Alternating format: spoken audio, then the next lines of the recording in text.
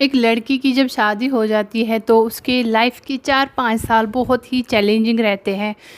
क्योंकि आप देखो वो किसी एक माहौल में, किसी एक घर में बचपन से रह रही होती है, और जब वो बड़ी हो जाती है और उसको ये सेक्रीफाइस करना पड़ता है, अपना घर छोड़ना पड़ता है, अपना घर अपनी ज़िंदगी बनाने के लिए, बसाने के लिए, तो ये एक आसान टास्क नहीं होता है, ये बहुत ही चैलेंजिंग होता है एक लड़की के लिए।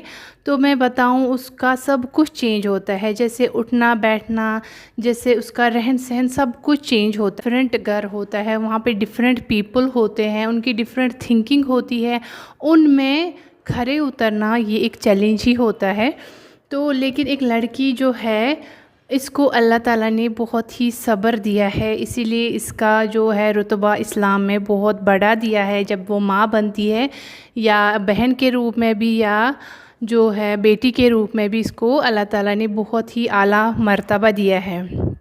तो मैं बताना ये चाहती हूँ कि जब इसका सब कुछ चेंज हो जाता है अपने घर से निकल के दूसरे घर में, तो इसको वहाँ पे बहुत ही सब्र से रहना चाहिए, इसको अपने आप पे भरोसा रखना चाहिए, और इन चैलेंजेस को ओवरकम करना चाहिए, और उसके लिए इसको हिम्मत और हौसले की ज़रूरत होती है।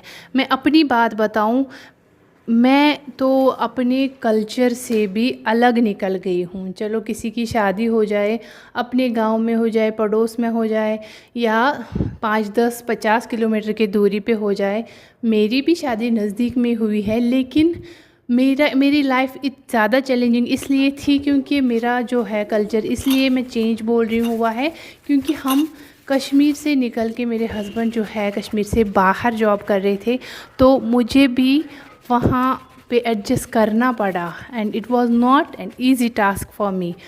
तो ये बहुत ही चैलेंजिंग था, खासकर पहले 2-3 साल जो है मेरे लिए बहुत ही मुश्किल थी। ना किसी को जानना, ना किसी के साथ कोई फ्रेंडशिप, ना किसी के यहाँ आना जाना, तो ये बहुत ही चैलेंजिंग था मेरे लिए। लेकिन अल्हम्दुलिल्लाह अल्लाह ने मुझे सब्र दिया था हमेशा से ही, कि मैंने इसको ओवरकम किया है। वो 3 साल भी नहीं रहे, अल्हम्दुलिल्लाह अभी मैं 2 बच्चों की माँ हूँ। मैं अब बहुत खुशी से रह रही हूँ। मेरा अब मतलब ज़्यादा आना जाना है नहीं, लेकिन अपने बच्चों के साथ अपना टाइम स्पेंड कर रही हूँ खुशी से, अल्हम्दुलिल्लाह। और शुक्र इसलिए भी कर रही हूँ कि मेरे हस्बैंड जो है बहुत केयरिंग है, हमेशा ख्याल रखते हैं।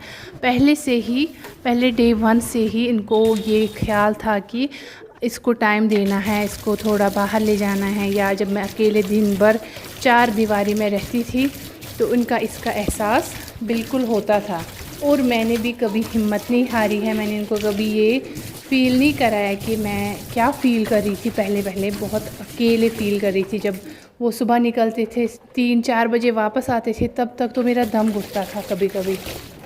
लेकिन मैंने सब्र किया है, और अल्लाह ताला ने मुझे उसका फल दिया है, ऐसे कि मुझे 2 बच्चे हैं, मैं अब खुश हूँ, मैं एडजस्ट हो गई हूँ। इसलिए बोल रही हूँ, चाहे आप किसी भी घर में जाओ, 4-5 साल तो आपको लगेंगे एडजस्ट होने में, तब तक आपको सब्र करने की ज़रूरत है। ये और ससुराल में जितना हो सके अपनी ज़ुबान काबू में रखे, कम बातें करे, कम ये चलाए, जब तक कि आपको वहाँ का माहौल समझ आ जाए। क्योंकि इतना आसान नहीं होता है कि किसी को समझना, या किसी के बारे में कमेंट करना। हमेशा सबके बारे में पॉजिटिव ये रखो, एटीट्यूड रखो, पॉजिटिव थिंकिंग रखो, इंशाल्लाह आपको भी उसका पॉजिटिव ये आंसर ही मिलेगा, ये मेरा यकीन है। और आपको अगर कोई गलत भी सोच रहा हो आपके बारे में, बट डोंट माइंड दैट, उसके बारे में ये मत सोचो कि ये क्या सोच रहा है मेरे बारे में, ये सोचो कि आप क्या सोच रहे हो उसके बारे में। नो डाउट कोई, बहुत सारे, मैं नहीं बोलूँगी सब अच्छे होते हैं हमारी लाइफ में, कुछ लोग जिनकी नीयत ख़राब भी होती है, ऐसे भी होते हैं, नो डाउट, इसमें कोई शक नहीं है। बट अपना ये नीयत साफ़ रखो, अपना जो है दिल साफ़ रखो, अपना काम करो ईमानदारी से, तो देखना आप कभी भी नाखुश नहीं रहेंगे लाइफ में, और आपके साथ रहने वाले भी खुश रहेंगे।